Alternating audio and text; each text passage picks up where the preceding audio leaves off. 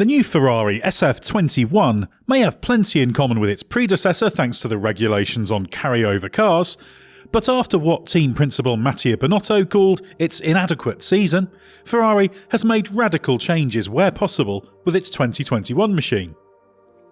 But while beating Mercedes is unrealistic, there's no excuse for Ferrari not recovering at least to third in the championship given its resources, the expected performance step from its engine, car improvements, and the arrival of Carlos Sainz to partner Charles Leclerc. Development work on the new regulations for 2022 will be the priority, but Ferrari must take a step forward this year to prove it's on the right track and regain its status as part of F1's Big Three group of teams. And with gains on the engine side, and what Ferrari called radical changes at the rear of its car in particular, and a revised livery, the early signs are promising. Make sure you subscribe to the race so you don't miss any of our coverage of Formula One's pre-season, and many thanks to the 500,000 of you who have already done so.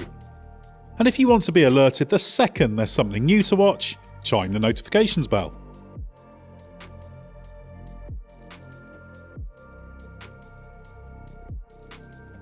After the popularity of the retro burgundy colouring used for last year's Tuscan Grand Prix at Mugello, Ferrari has incorporated it into its full season livery in 2021 at the rear of the car.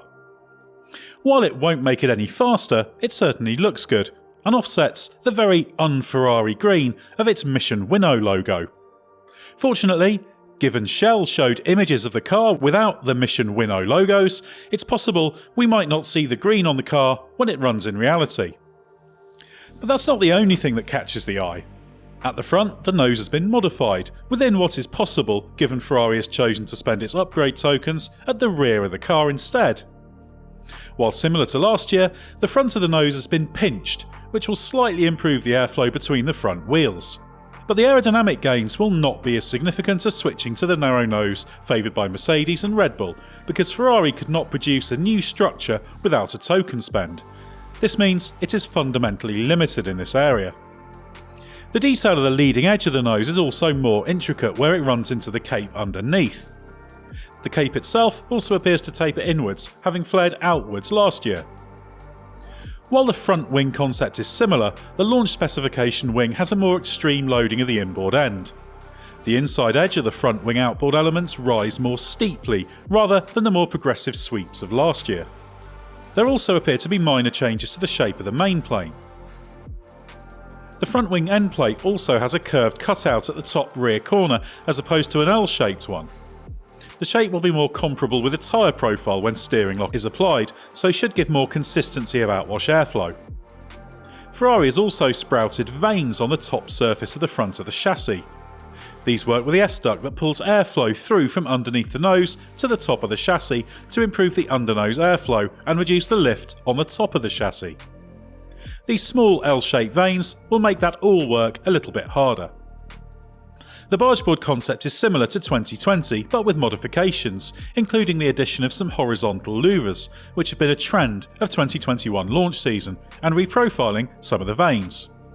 This is all about scavenging airflow out from underneath the raised section of the chassis to improve the performance of the front wing and present the airflow to the leading edge of the underfloor as uniformly as possible. The radiator inlet opening has changed shape and looks a little smaller. This shape change is part of the more compact Sidepod packaging. The smaller inlet will be possible because of the airbox cooling inlet becoming larger. It has the triangular rollover bar within it, but the more rounded side openings will be for cooling some of the other smaller components like hydraulics, MGUH, MGUK or battery storage. Ferrari confirmed it has made changes to optimise the cooling, as well as what it described as increasing the authority of the central radiator. The upper sidepod surface sweeps down more dramatically than most other cars.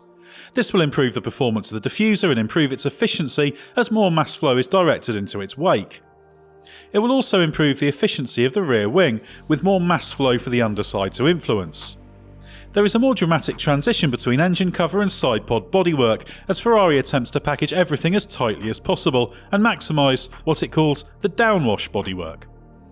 At the rear of the car, Ferrari has confirmed it has a new gearbox, which is part of a raft of radical changes that results in what is described as a more tapered rear end. While it's difficult to see the full detail of the rear end changes Ferrari has made, we do know that the rear suspension has been swept rearwards. The back leg of the lower wishbone is not integrated into the crash structure, as is the case with Mercedes, but it is mounted very close to it. As part of these changes, the rear differential has also been raised to increase the volume of the side channels. This has all been facilitated by Ferrari spending its tokens on the gearbox, and increases the potential for generation of rear downforce. Given Ferrari's problems with rear-end instability last year, this could be a significant change if it does allow it to produce more rear downforce, despite the rule changes creating the tapered cut in the floor.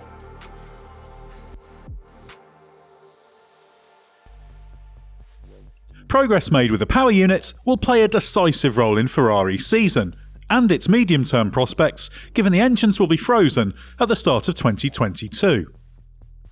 Having started this engine rules cycle off the pace after starting its development programme too late, Ferrari did recover and started winning races in 2015.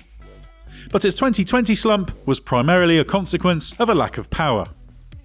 This was a result of the series of technical directives tightening up the regulations ahead of the season relating to oil consumption and energy management. Ferrari itself contributed to this process after entering into its notorious private deal with the FIA. This situation arose because of FIA suspicions, unproven and denied, that Ferrari was running its power unit outside of the regulations at times in 2019. But having had the weakest power unit last year, Ferrari is adamant it will not be in the same position in 2021. Binotto claims dyno testing figures are encouraging, meaning that while Ferrari is unlikely to get on level terms with market-leading Mercedes in terms of power unit performance, it hopes to be close, along with Honda and Renault. Ferrari has confirmed it has improved the packaging of the power unit, as well as working to make the thermal efficiency of the V6 engine itself better. On top of that, work from fuel and oil partner Shell is claimed to be worth 1/10 of a second per lap. The turbo compressor has also been revised and the intercooler repositioned, along with an improvement to the efficiency of the MGUH that harvests energy from the exhaust gases. But Ferrari has not gone to the split turbo concept used by Mercedes and Honda, although, as Renault intends to, it is set to go that way in 2022. Ferrari describes that engine project as even more important than this year's. The electronics of the ERS have also been worked on to improve efficiency and integration.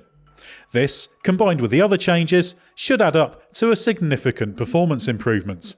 Overall, it's understood Ferrari has found gains of over 20 brake horsepower. But with Honda bringing forward planned 2022 upgrades for its final season before withdrawing, Mercedes promising new innovations in its engine package, and Renault building on the progress it made last year, we won't really know how well Ferrari has recovered in terms of power unit performance until the racing starts. Ferrari's World Championship drought now covers 12 seasons, stretching back to its 16th and to date last Constructors' title in 2008. While it has been a regular race winner during the V6 turbo hybrid era, its tally of 17 victories since 2014 isn't good enough for a team of Ferrari's stature. Its fortunes have ebbed and flowed in that time, peaking with challenging for the championship with Sebastian Vettel in 2017 and 18, but slumping in 2020, Ferrari's worst campaign since 1980. There has been no lack of upheaval during the dry spell. Binotto is Ferrari's fourth team principal during this period, following Stefano Domenicali, Marco Mattiacci and Maurizio Arrivabene. Ferrari has also undergone its third technical restructure in the past 8 months ahead of the season, but this latest change is more about adapting to the new cost cap and resulting staff reductions, rather than an attempt by Ferrari to reinvent itself. The performance division created last year has been superseded by a modified chassis department, with David Sanchez in charge of vehicle concept, Enrico Cardile leading chassis performance engineering, Fabio Montecchi heading chassis project engineering, and Diego Ioverno directing vehicle operations. All four report to Binotto. It's unthinkable that Ferrari will not demonstrate an upturn in form this season given its terrible performance level in 2020. But if things don't improve, it will likely result in some major ructions at Maranello. As Binotto himself put it recently, "My time is not infinite." But from what we've seen from this car so far, there are reasons to be encouraged. Let us know in the comments below where you think Ferrari will finish in this year's championship and how confident you are in Binotto's leadership. And if you enjoyed this video, don't forget to like and subscribe.